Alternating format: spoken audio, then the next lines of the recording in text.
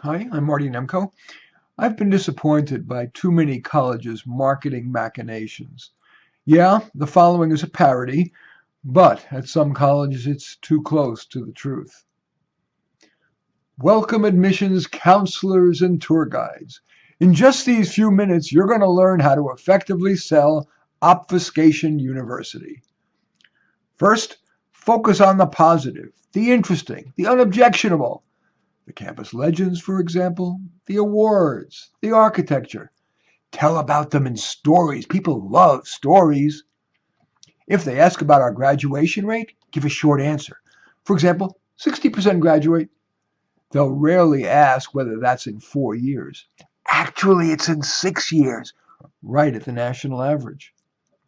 That's an example of a core rule of influence. Give short answers to hard questions, long answers to easy questions, like about our posh dorms, our fancy recreational sports facilities, and our inspiring landscaping. Inspiring is a good word. That way they'll come away from the conversation or tour more positive because most of that time was spent on our good stuff.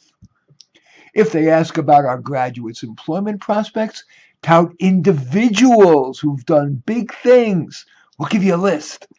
The prospects rarely will, but if they ask about the average salary of graduates, say that it varies so much with the major and the GPA, whether they did internships and so on, that reporting an average would be meaningless. Diffuse their worry with a joke. For example, I'm sure your child will make zillions. Then change the topic by talking about all our career related opportunities, like the career office and the statistic that college grads earn a million more.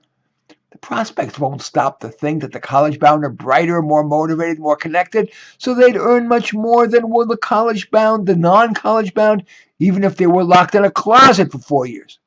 They're even less likely to realize that the $1 million statistic was obtained decades ago when a far lower percentage of high school graduates went to college. Then quickly pivot away from career and talk about some fun stuff.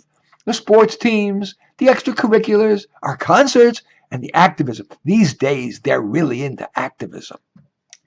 When you're talking about academics, lead with some vague platitude about the commitment the university has to excellence in teaching, blah, blah, blah, blah, blah.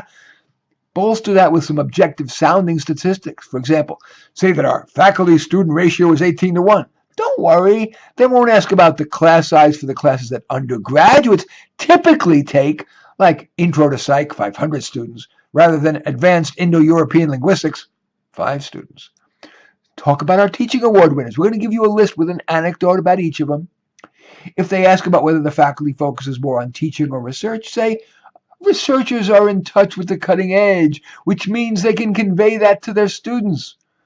Rarely will anyone even think that there are many counters to that. For example, that expertise in some narrow research area in medieval literature or even molecular genetics doesn't translate to excellent undergraduate teaching, especially since faculty is recruited and promoted mainly on their research productivity, not their teaching.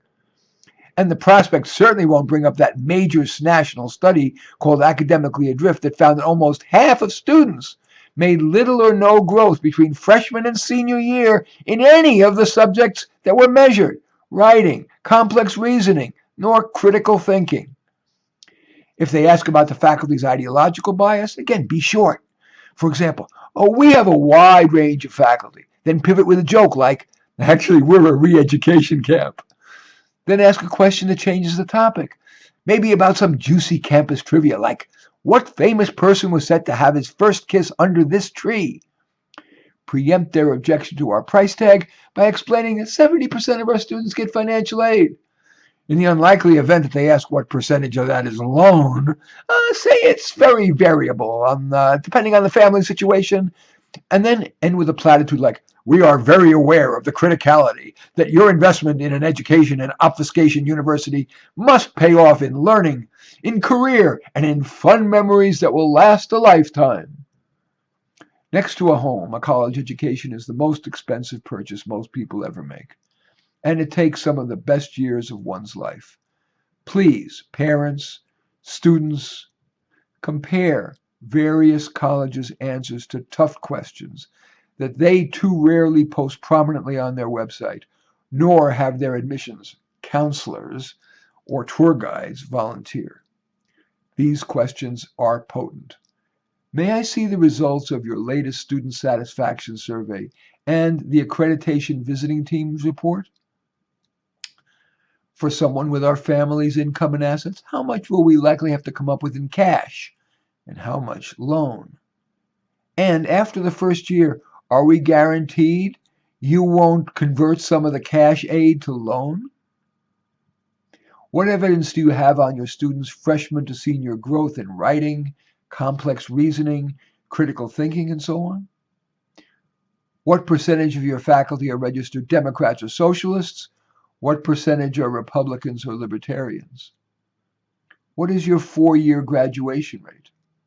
And what percentage of graduates who major in and insert your prospective major are making at least, say, $40,000 a year within 6 months of graduation?